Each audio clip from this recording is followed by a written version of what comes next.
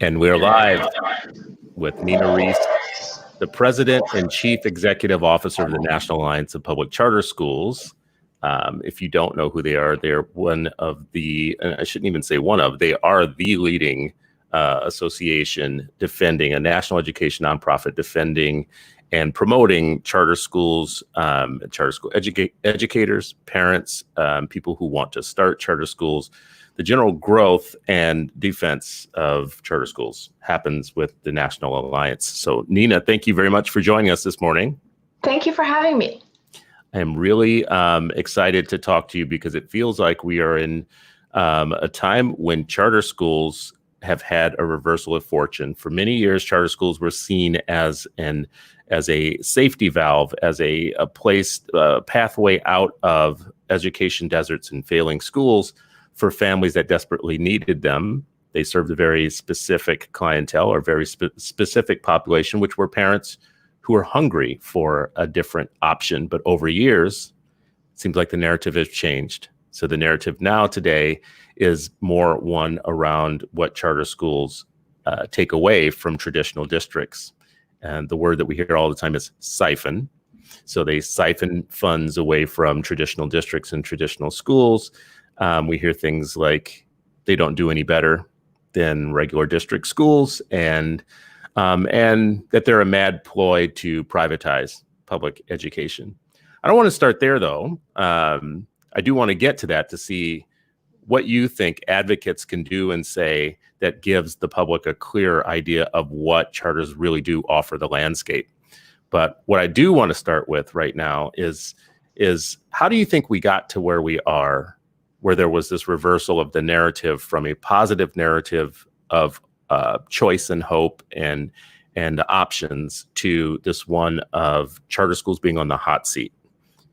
Well, first of all, Chris, thank you so much for having me on your Facebook Live show. I'm a big fan of yours and this program, so it's an honor to be on your show this morning.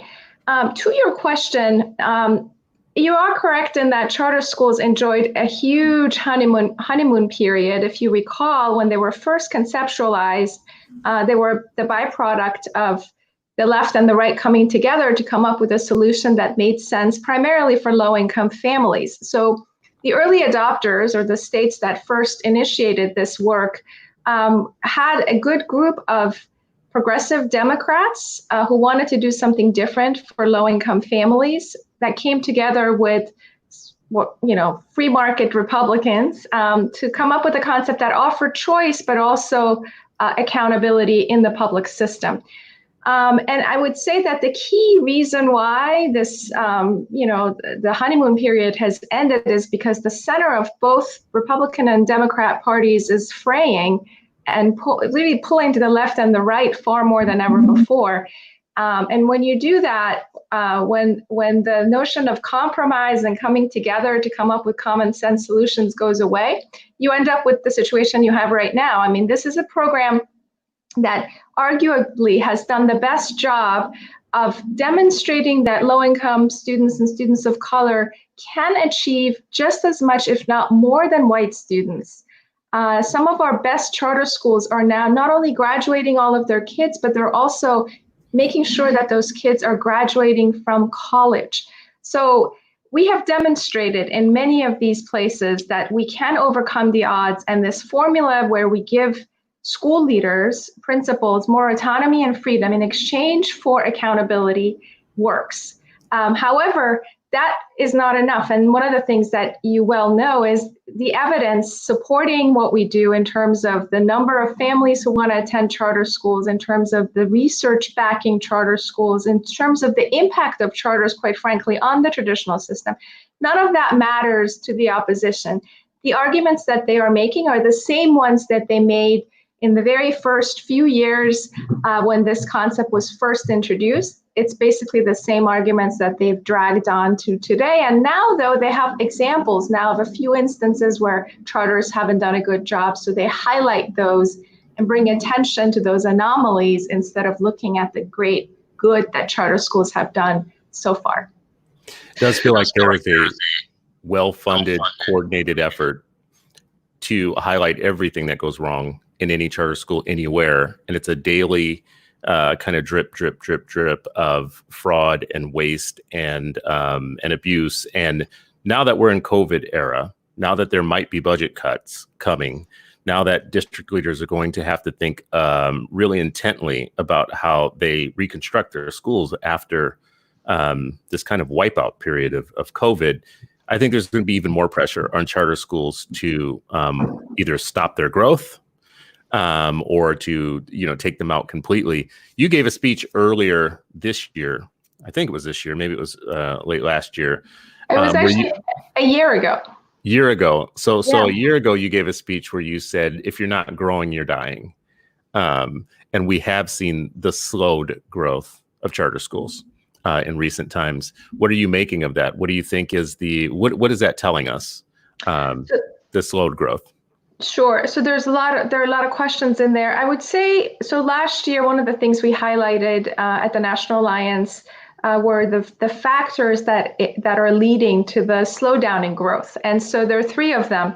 One of them is the opposition. Then the narrative around charter schools in the court of public opinion is not as positive as it was 10, 20 years ago, when a lot of people wanted to open a charter school, and charter schools were hip, so to speak. The other reason is access to facilities. And this is something that has been going on for quite some time.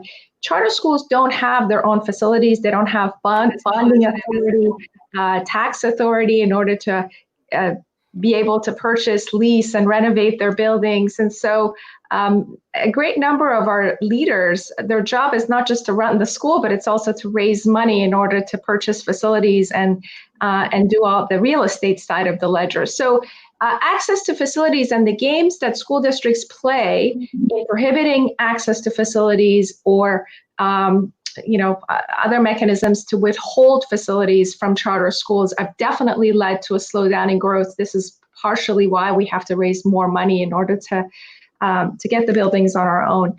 And the third reason, quite frankly, is a lot of entrepreneurs are not attracted to this space anymore. And it's unclear if it's because of the politics, because it's hard, maybe they're focused on other things. But one of the things we discovered as we looked at the research, thanks to the National Association of Charter School Authorizers, was quite frankly that a lot of people were just not applying to open charter schools. And we figured in a lot of these instances, the reason they were not applying may have had something to do with the complexity of the authorizing process.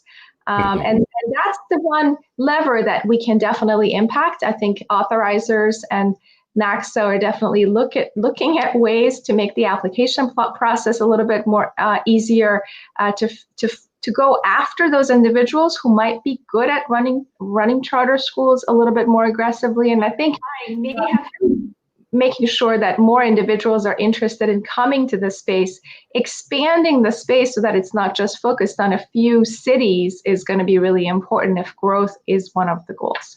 To your question about COVID, let me just say real quick, when this first happened, I actually thought this was a great opportunity for us to get together with our brethren on the other side to come up with common solutions. And I'm still hopeful that this moment in time offers an opportunity at the national level for some of these coalitions to be created, because the pandemic is hitting everyone.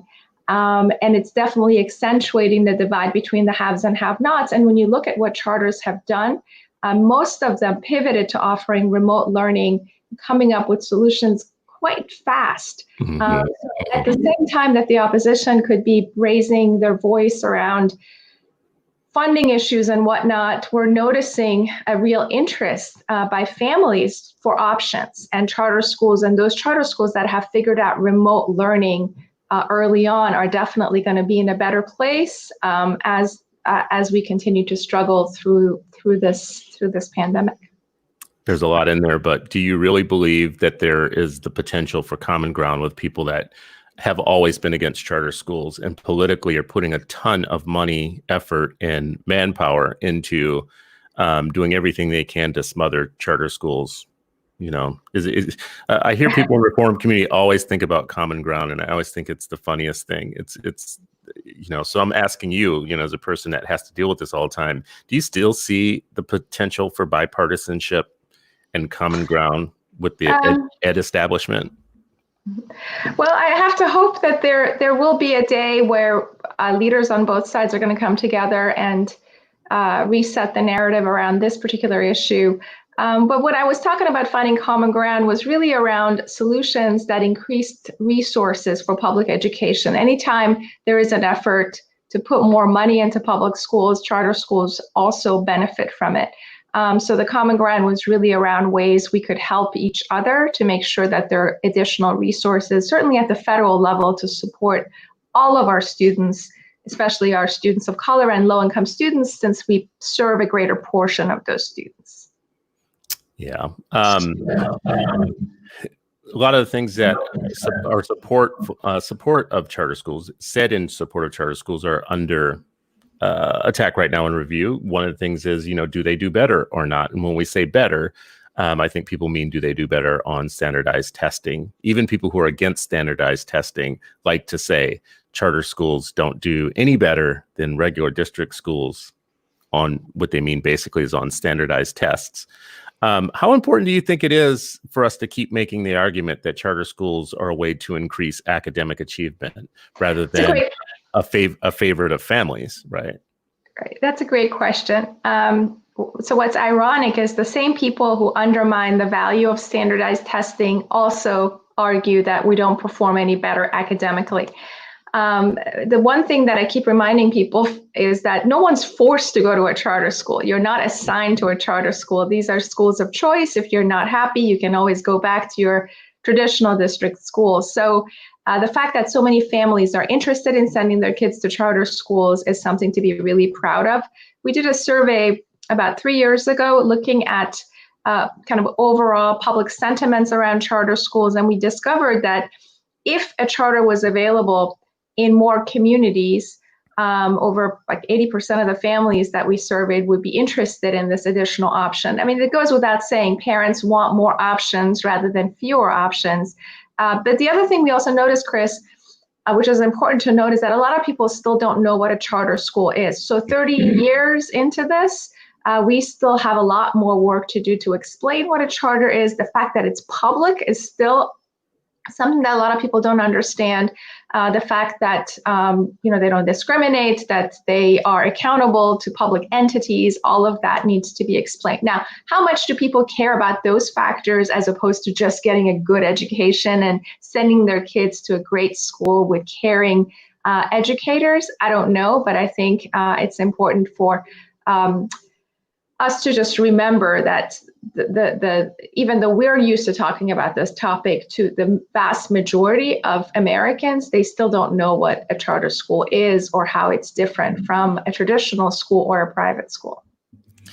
Corey DeAngelis, one of my choice warriors, asked the question, what are Nina's views on the role of test-based accountability in a school choice system? Should standardized test results limit families' choices? I think that's along the same lines of what I was just saying and what you were answering. But I do feel, Nina, that there's a thought about the National Alliance that you guys are accountability hawks in a way, right? Like, it's a weird criticism sometimes, but you guys have standards for what you think should be a charter school and what should be authorized.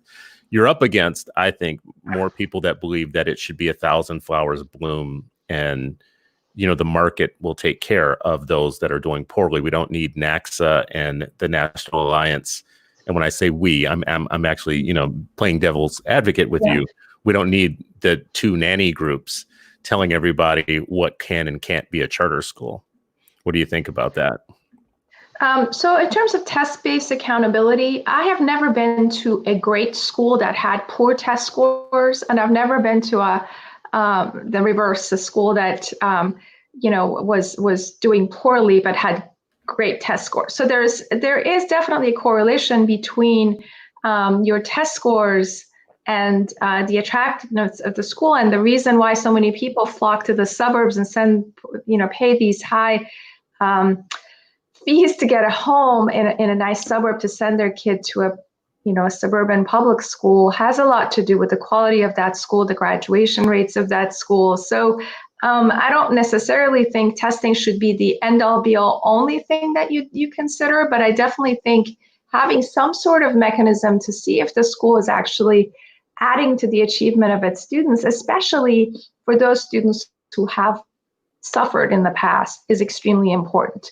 With that said, I do think one of the things we discovered last year in our quest to see why charter growth was slowing down was the fact that maybe this overemphasis on testing and accountability may be discouraging innovators from wanting to penetrate the space. And that is something we need to figure out. I mean, there's a greater focus now on socio-emotional learning, other ways of measuring quality in addition to tests. I don't know what those measurement sticks are, but I think it's important for us to constantly kind of beta test what we do and refresh it in order to make it more attractive to the next generation of students and families. So I don't know if I answered your question. I think it's important to be open to innovation, but because we've been doing this for 30 years, it's also a little foolish to not learn from the mistakes that we've made or to repeat the same mistakes when we don't have to. Do you think that it's been a mistake to sell charter schools specifically to communities of color and to struggling communities as an antidote to their struggle, rather than selling it broadly to everyone, including, white families in the suburbs that are unhappy with their schools? Or, we see the emergence of some charters that are specific to deaf and hard of hearing, for instance, in autism. But it seems like we're coming kind of late to the game to say that this is, with the exception, let me say this, with the exception of Arizona, where charter schools are seen as for everybody. Do you think that we oversold it on the achievement gap stuff and the kind of like antidote to education deserts rather than selling it to everyone? Well, just as a reminder, when charters were first conceptualized in states like California, they were not sold as simply a solution to close the achievement gap. In states like Minnesota, Arizona, an early adopter, of course. So every state, if you look at the preambles in every state law, they each came up with charters for a different reason. Some of them did so because they wanted to give teachers more authority to run their schools. Some of them wanted to give parents more choice. But as the movement progressed, the late adopters have been focusing a lot more on using chartering as a solution to close the gap and to serve the needs of students who've been traditionally left behind. In fact, in Tennessee, for instance, the law was confined only to serve those students. I would say because the evidence is stronger in terms of serving low-income students and students of color, we use the data points for those students more than we use other data points. When you look at the performance of suburban charter schools in places like Arizona, the performance is not as competitive. And so that's where Corey's question comes to play. In those instances where you have viable options and parents are still choosing a charter school because it has a specialty like the arts or a classical instruction model, do you still need to micromanage that process? I mean, in those instances, you're talking about individuals who may be choosing a charter school for reasons other than academics. And so long as that charter school is not performing terribly poorly, is it fair to constantly compare it to the traditional system? I don't know the perfect answer. I think ultimately parents make better choices than bureaucrats. So I would love to leave a level of authority for parents to make those choices and not let the fact that the charter is not better than the traditional system in Fairfax County. I mean, there's no charter in Fairfax County, by the way, but in the county in Arizona, I think we need to just be careful with that. But yes, so I think we've talked about it more, but there are a good number of white students in charter schools. When you go to states like North Carolina, for instance, there are a lot of white students in charter schools in South Carolina. So I don't know if it's at the national level, we may be talking more about it, but the reality on the ground in states like Utah is very different. And so that's what also makes this movement exciting, but also a little bit challenging to manage, because each and every one of the individuals who started a charter school did so because they were mavericks, They wanted to do something different. They didn't want to adhere to a one-size-fits-all system. So from a mobilization standpoint, it is sometimes challenging to bring everyone together to agree on one thing. And sometimes in some of the discussions we've had around even like putting a letter together, we spend hours talking about where the comma and the period should be, and losing sight of kind of the big picture, which is that we are, as a community, currently under assault. It's no longer about individual schools, but it's the brand and the concept that's under attack. Seems like that is one of the real challenges with charter supporters, is that they aren't all alike. They are very different, and especially school leaders can be very parochial about what they care about. I care about my chain of schools. I care about my school. I don't necessarily see myself as a broader movement. I see myself as a chain of schools, and I'm in competition with other charters. Like we are, like, we all want the name value. We want the shine. We want to be seen as the leader. So when it comes time to pull everybody together, the opponents of charter schools are very clear about who their enemies are and what they're for and against. And they don't have a lot, I think, of really deep and meaningful conversations of whether or not they're right or wrong. I think in the reform side and in charter world even, there's so many smart people that really love being seen as smart that it's really hard to organize folks to see that where one falls, they all might fall, right? Mm-hmm. And you're at the center of having to do that often. God bless you. But I don't see it as easy. Yes, well, having a crisis helps. I think part of the reason why people haven't focused on advocacy, quite frankly, is because you've had people in high places that have done the bidding for charter schools. And for the longest time, we've had administrations from the very start of this movement. When Bill Clinton was running for president, he started talking about chartering when there was just one charter school in Minnesota. His advisors would tell him, like, why do you even talk about this? No one knows what this is. Even if they did, there's just one of them right now. So since Bill Clinton, President Bush, President Obama, and President Trump, they've all supported, their administrations have put funding in their budgets to support charter schools. So, and then we've also had bipartisan coalitions at the national level that have supported charter schools. So the notion of fighting for our existence hasn't been a national issue. It's been an issue in places like Nashville, where the school district has always been an opponent, or Los Angeles in some instances. So, but I think nothing gets you kind of to coalesce around a common goal more than a threat. So sometimes, this is a good time to really focus on whether we can come together as a movement and fight for charters writ large, and let our divisions kind of fall by the wayside. Do you see that happening right now? Well, in pockets, so we've certainly seen in places like New York City, Eva Moskowitz has been able to get the charter school community together in the past to impact access to facilities. So there is definitely a way to do that. And in that instance, you had a school leader that took the lead in doing that. So we have, again, examples at the local level. And we also have been successful in terms of making small kind of progress towards the end zone, so to speak, in terms of access to facilities and so forth. See, this is the thing, like when you're trying to proactively advocate for something positive, it is somewhat more difficult to coalesce and bring folks together. When you're defending and you have like one enemy, the way that the opposition is fighting us, it is relatively easier to get people to focus on their existential crisis. And so I don't know that we've hit that tipping point yet. I think we need to be ready to hit it if there is an administration that doesn't support charter schools, that wants to go after the federal funding for charter schools.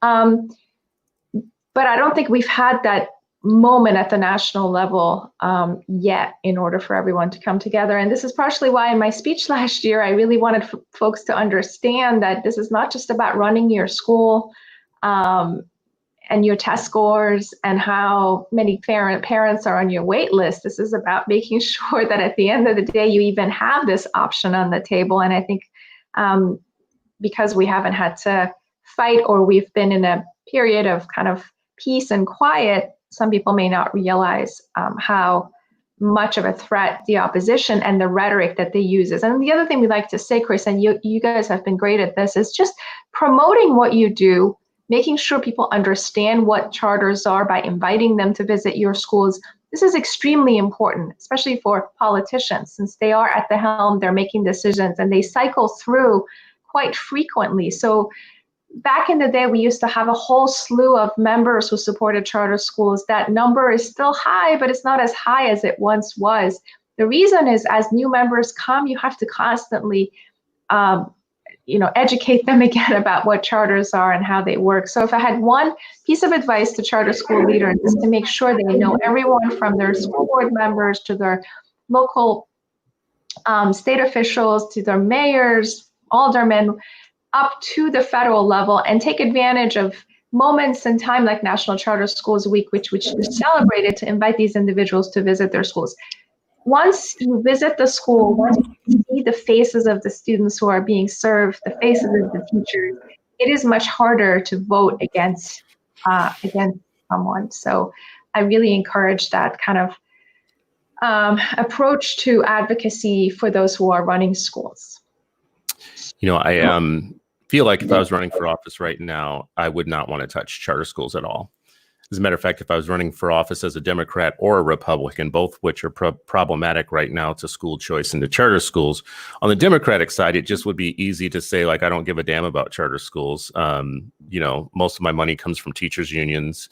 Most of my community have been told that this one option that has a minority of the schools is the real problem in public education. So, like, if I was really expedient and cheap thinking and ambitious and just wanted to do well in life, I would put my own kids in private school and then be anti-charter, which is what many Democratic politicians do in urban centers. They go out, they trot out the same lines about how the billionaires are trying to privatize our schools, even though they're not our schools because their kids aren't in those schools. So as a Democrat, it just seems like really smart right now to put your finger up in the air, see which way the wind is blowing, and say, well, the wind's not really blowing in the way of this minority of schools, these charter schools. So let me beat them up so that I can get brownie points with the unions, who will then give me many foot soldiers to knock on many doors and canvass so that I can win and become elected in something. On the Republican side, I think, what's really interesting, that is starting to show itself over a long period of time. After a long time of support from Republicans, I think they kind of feel the same way too. This isn't a really big issue for our people. A lot of our people actually, don't really care about charters. They don't see many of them. They don't know what they are. There are not very many nearby. And at the same time, you have something we always forgot about, I think, for a very long time, which is when you look at a map of the United States and you see the little blue centers and then you see all of that red, I think that people have forgotten that in all of that red, there are superintendents of regular district public schools, Republican superintendents of regular public schools who hold a lot of local community power, who aren't necessarily pro-charter school either. This doesn't seem like it. Let me ask a question, because that's not really a question. A lot of this is a statement and comment. Which politician is it advisable to be pro-charter school? Look, I mean, this is where being bold matters.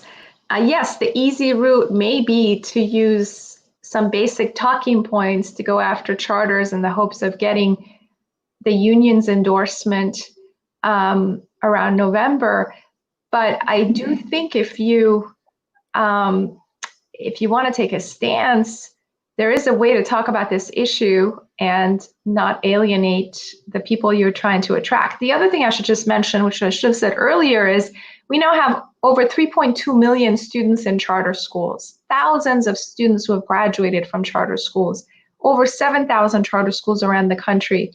So this is not a small movement. It's not as large as the traditional public school system, but there are people on the ground who should be articulating why this is important much more aggressively. And these individuals vote. So the question for a lot of these politicians will be, do you want these individuals to show up and vote for you, or do you care more about the potential of a few teachers who can be mobilized. And again, so there are vast disparities around the power of the unions depending on where they're located. Now, the other thing you mentioned, which doesn't get talked about as much, is the superintendents. The superintendents have been opposed to charter schools for a very long time. The reason they don't get as much attention is because they're not quite as vocal in their opposition. I was speaking to the Virginia legislature, or a small cohort of individuals from Virginia a few years ago. People don't know this, but Virginia and Maryland have the two worst laws in the nation. One of them is charter school laws. Charter school laws, yes. So Maryland, very blue. Back when I was doing this talk in Virginia, Virginia was relatively red. And it's still fairly red. So even though it has a Democrat legislature and leadership, these are not, as left-leaning Democrats. They're more centrist. So, but again, very, very different states, but they both have very weak laws. And so in Virginia, in order to change the law, in order to allow for a statewide authorizer, you have to get the state legislature to vote twice to allow for the question to go before the voters, and then you have to go to the ballot box. So the process is quite difficult to overcome. And I remember sitting in this room, half of the room were comprised of opponents, the other half comprised of supporters, and I couldn't tell the difference between the two. This is it. Like, I think in a lot of inner city settings, the fights, you can see who's your opponent, and they act pretty obnoxious. So it's a little bit easier to define the topic as a good versus evil one. Whereas in these suburban settings where people are much more diplomatic, it's harder to get the media to pay attention when people are not articulating their views, or they're making behind the door deals constantly. And of course, this notion is more prevalent in the South. So I do think superintendents have long been opposed, and in the process, we haven't been giving as much attention to the strategies we need to use, because ultimately, what we're trying to do is help them, in my opinion, by learning from charter schools. If you look at New Orleans, which is an all-charter district, and their response to the pandemic, right? It was much swifter, much faster, much better. There's still work to be done, but because they're a system of schools that's governed by a smaller centralized bureaucracy, they were able to respond better. And so ultimately, I think that's the lesson that I want the traditional system to take from this, is if you have principals who have more authority at the site level to make decisions, and your job is to support them in however way you want. You're not there to micromanage their day-to-day curricula, but you're there to support them in other ways. That system is conceivably much better than some of the systems we have now, where in some instances, it took the district forever to figure out how to do remote learning. Again, here in Fairfax County, where I live, I still don't know what they're doing. It took them forever to go remote, and the whole system crashed. So I think there's just something about these centralized systems that's attractive, and charter schools definitely point in that direction. When you talk about charter schools, everything that is negative or bad about the traditional public system evaporates. So people's brains shut off. You say the word charter school and you hear all of the same arguments. If you're talking to certain communities of color, well, these are the schools that have come in to privatize everything. They're an enemy of our people, and they're an enemy of Black folks. They're an enemy of the Latino community. They're an enemy of strong public schools and the centrality of democracy in our schools. And so whatever. It's a very good whipping boy, because everything you just said, it took districts a long time to really get their act together on remote learning. Oftentimes, if you have a public school in a city that is doing well with kids of color, oftentimes that's going to be a charter school, but the districts don't get any type of, it's becoming very convenient for them to have charter schools on the landscape, because the moment you say the words charter schools, all of their problems evaporates, and now people have a focal point. Just let's focus on the negatives about this minority of schools. Are you really thinking through how we get more parents, educators, school leaders from these particular schools to be the face of the movement, to be the ones who step out and say, no, no, no, you can't keep talking about charter schools as if they're not real people in there. What's the strategy for putting a different face on it so that people can see who we're talking about? So about 4 years ago, we started an initiative, aptly named School Leaders of Color, in order to make sure that we were bringing school leaders of color to Washington so that they would tell the story of charter schools to members of Congress.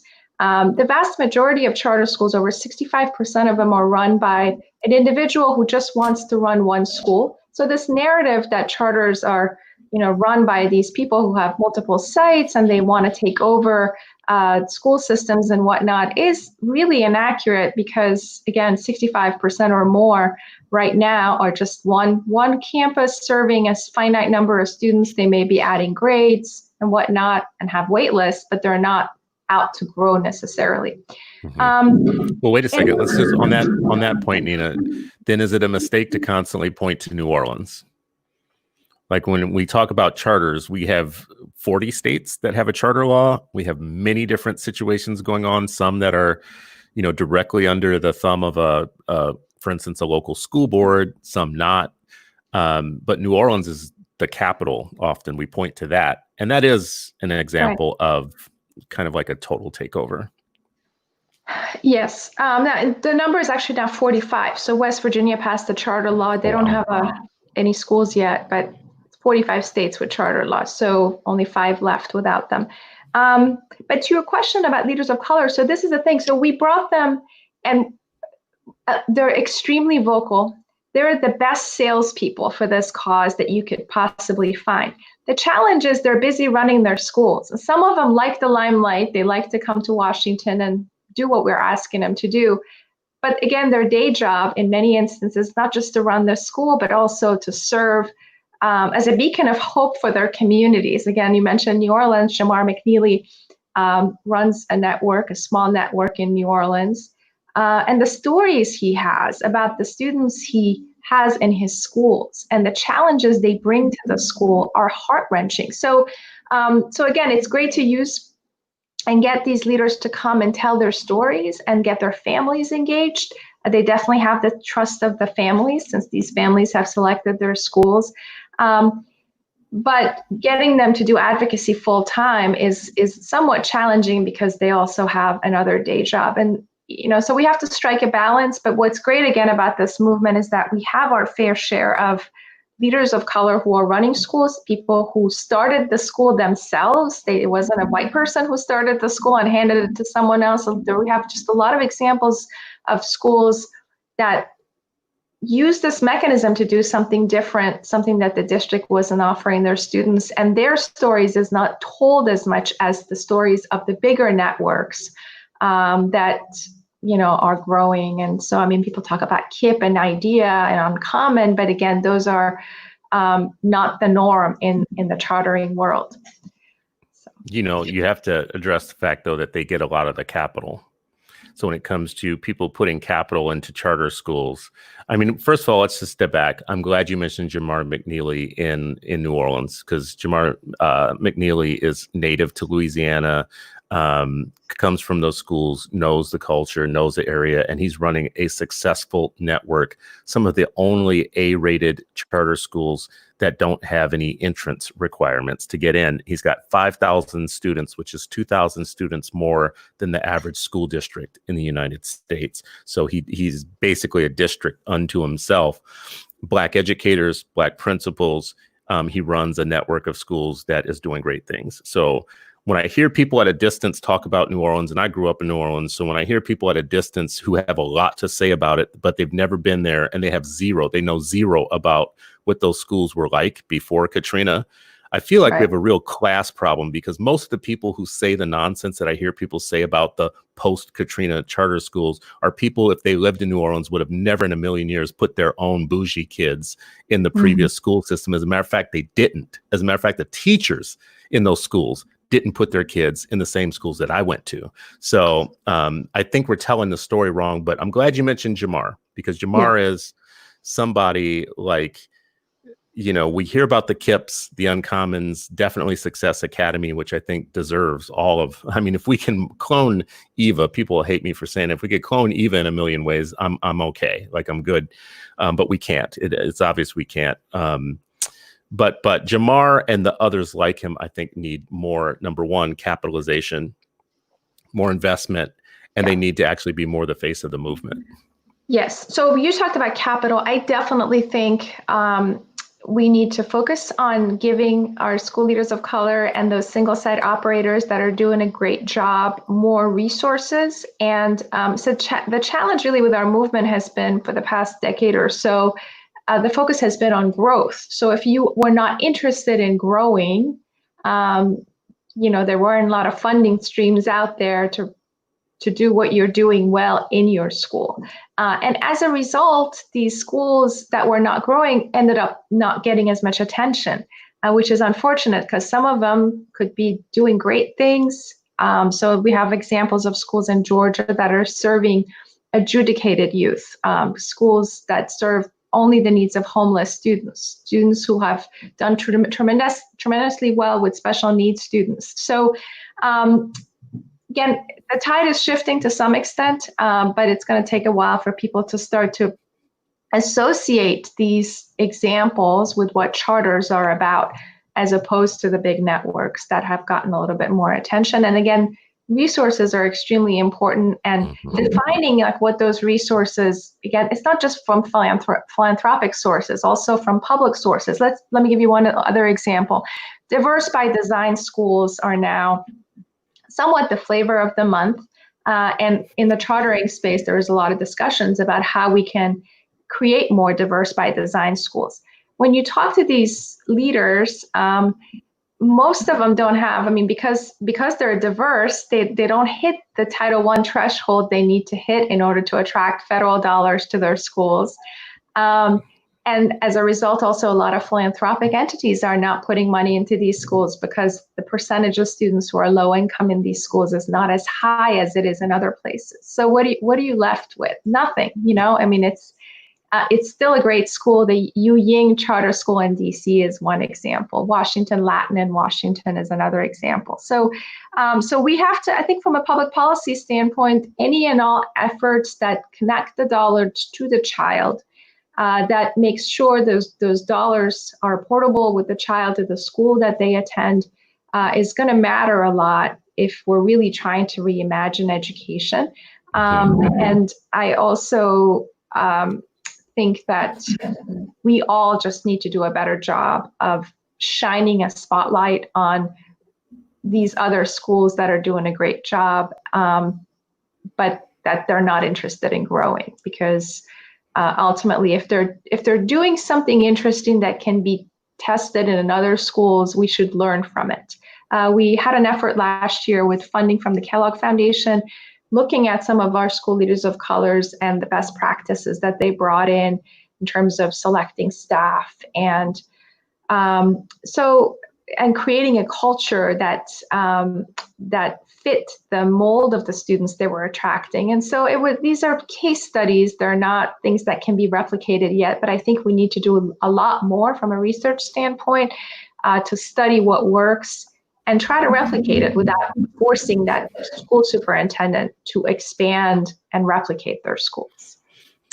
Sometimes your virtue becomes your vice. And in charter world, the part of the original theology of charter schools was that competition makes systems better. So if you have competing schools, it makes the mainline system do better. I do believe that there's been some research. Don't know if it might be Pat Wolf's research in Arkansas, but some research around the fact that actually school districts do get better when you introduce charter schools because of the competition. There's some competitive factors that makes them better, but where it becomes your virtue becomes your vice, charter schools are competitive with each other. So there's not really a lot of incentive to be collaborative with each other and to be part of the same movement. There's a lot of incentive to always want to outshine your brother down the street who's running a school, right? So you just said one kind of school right now is the flavor of the month, which means the flavor of the month is going to become the thing that draws the most resources for a minute, for a period of time, which means the non-diverse by design schools like we have in Minnesota, which are culturally affirming schools. We have Hmong schools here. We have Somali schools. And they're doing well with the communities that they come out of, for instance, right? We have a lot of culturally specific schools here.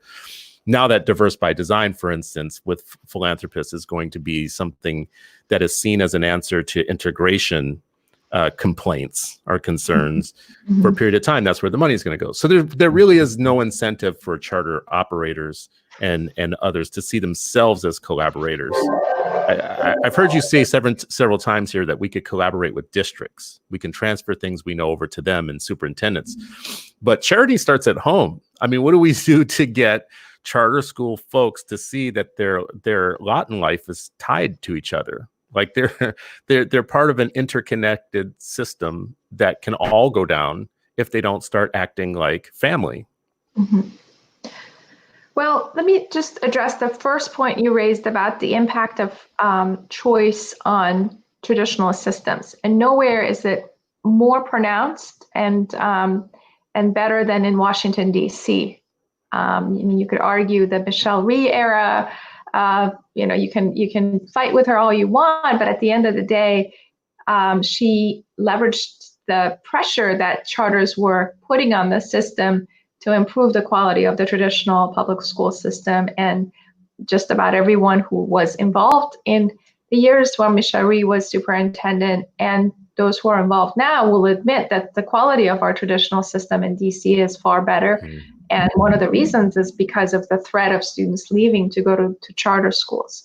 I think in some of the instances where the district is bankrupt, like in Detroit, it is harder for the district to react to that competitive factor. But in most instances, I mean, when I was at the U.S. Department of Education in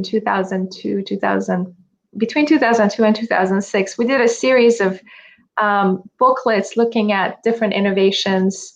And one of the studies that we documented was looking at Miami-Dade. So Florida has a rich tradition of choice from public to private to charter. And one of the things that we discovered in Miami-Dade were the things that the Dade School District had put in place to make sure students were not leaving the system. So again, some of it is marketing, better marketing your schools, making sure that you're responsive to families.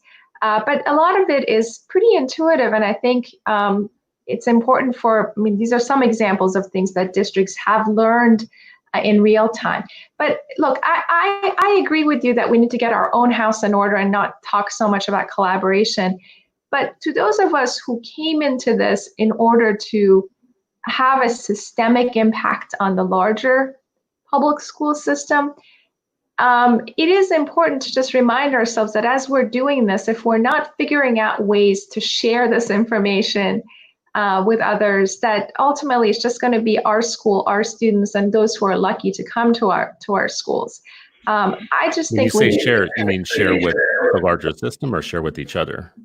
With each other and with the larger system. I mean, if we come up with a best practice, something that seems to be working for us, I don't know what mechanisms we currently use to share this information, unless you have. Though, like I hear this a lot, Nina, and I'm glad you raise it. It's a critique of charter schools often that I hear people like Diane Ravitch even say it. They were supposed to be laboratories of innovation, and they were supposed to try things out amongst educators and bring them back to the districts, and they have failed to do that. I even think I've heard Richard Collenberg and others say, that was part of the premise, and they've failed. They haven't done it. And I don't know a single charter school operator in the United States who has anything good to tell about what they've done, who has not tried to share the information that they have. And districts do not give a damn. They're not interested in that type of help. They're interested in killing you. Like this is the thing that I have. It's one of the Pollyanna problems that I think we have in charter world is there are people in the world who are very clear on the fact that you just should not exist, right? And we see this in certain countries and other parts of the world where there's a country where their neighbors just don't think that they should exist.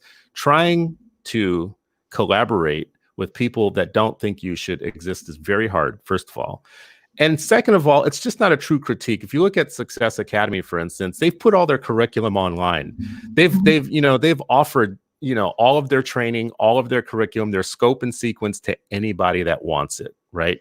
Do you think that New York Public Schools is taking them up on the offer to say, well, you've got 18,000 students who are doing better than the state of New York, and oh, by the way, the majority of those kids are poor, low income, kids.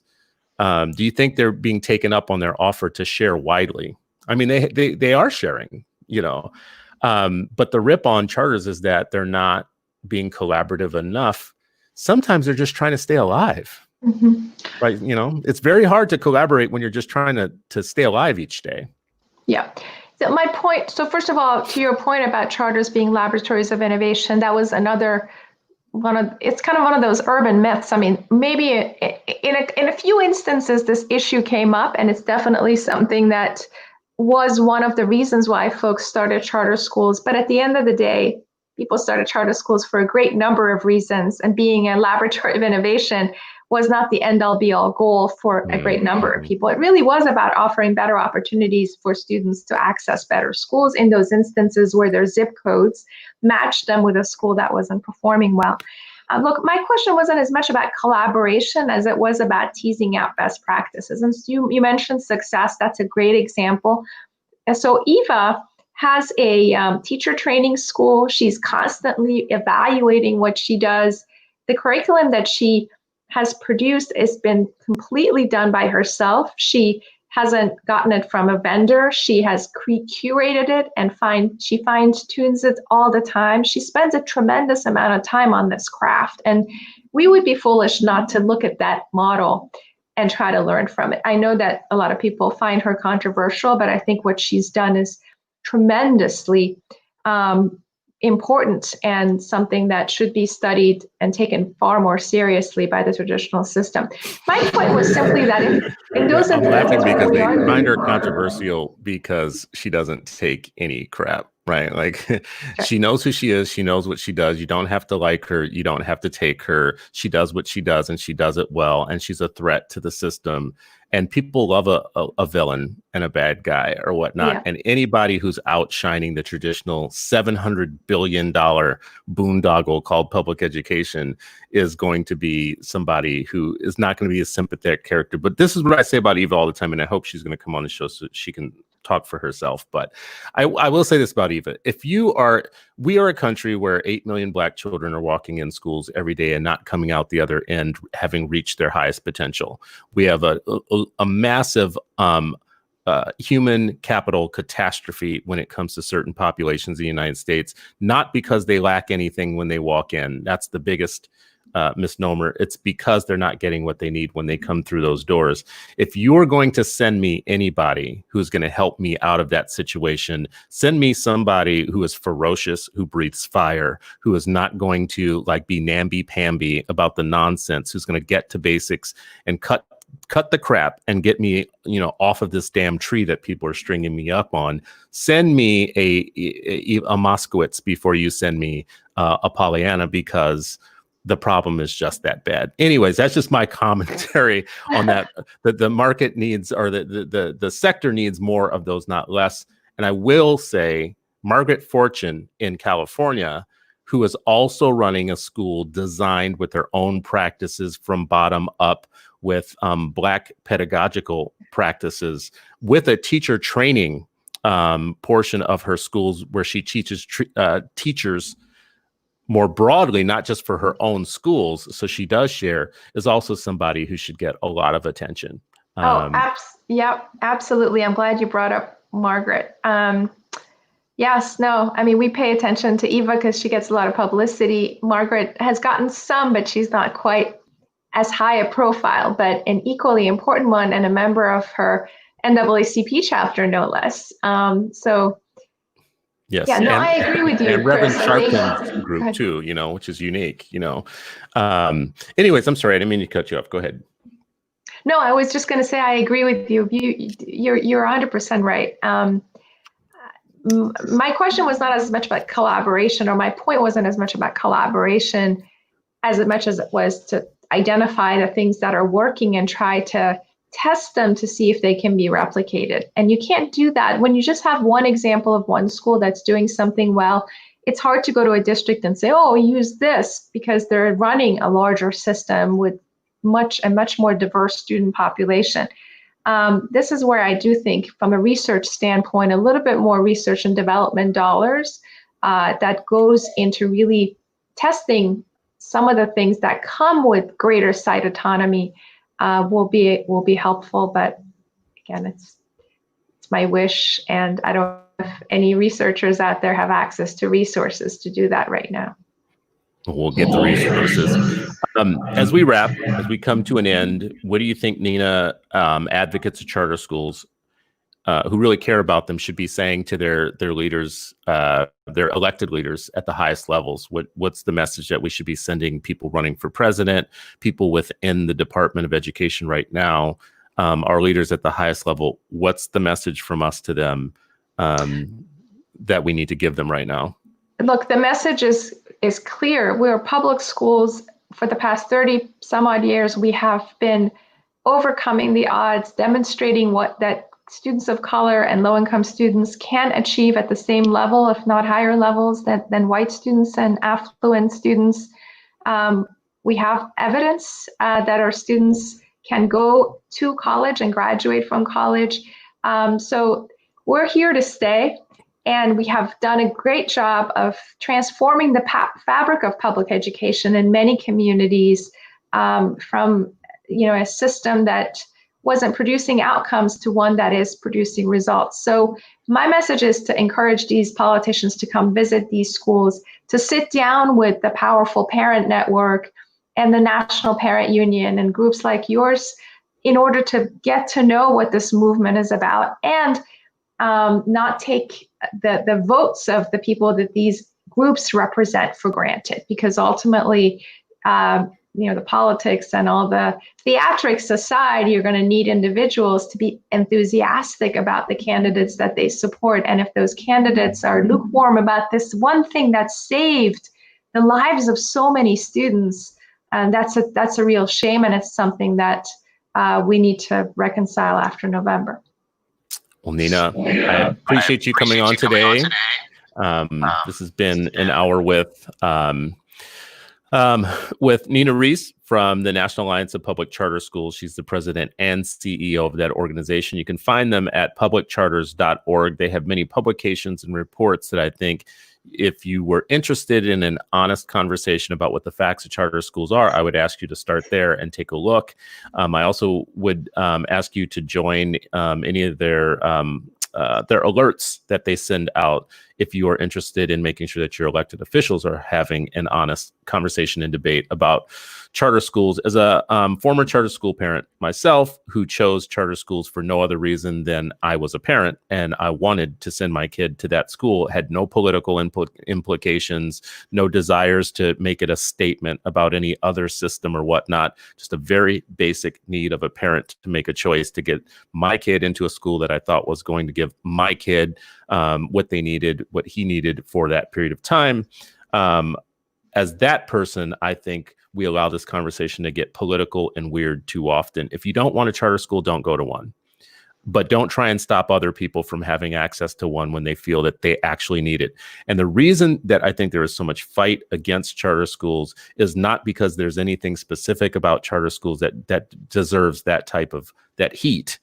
It's because they are a threat to a system. They're a threat to another system. So if you want to be the one who stands in the schoolhouse door between me, my choice, my child, and the school that I want to put them in, good luck at that, right? Good luck. It's not going to work. This is where you get a lifelong advocate like Citizen Stewart. I love all the people who have brought us comments in the comments as the show is going on, because it always makes the show richer and more I think more in depth, and the questions get better the more you put questions there. If you want to reach Nina, though, I think you have seen across the bottom scrolling is her Twitter handle. It's Nina Charters. How original, Nina Reese. Nina Charters, at Nina Charters on Twitter.